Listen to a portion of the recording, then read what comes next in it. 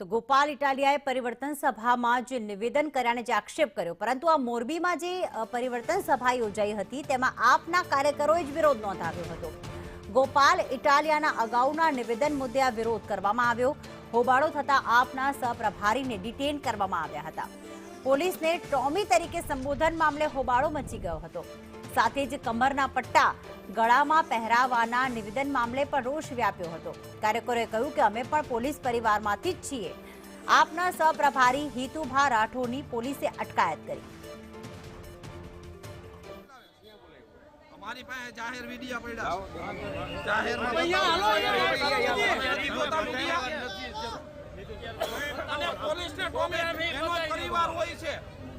પોલીસનો પરિવાર નહીં, પોતે 182 ધારાસભ્યોમાંથી ભાઈ 182 ધારાસભ્યોમાંથી આવેલો માણસ, પોલીસ પરિવારને સારી રીતે જાણતો માણસ।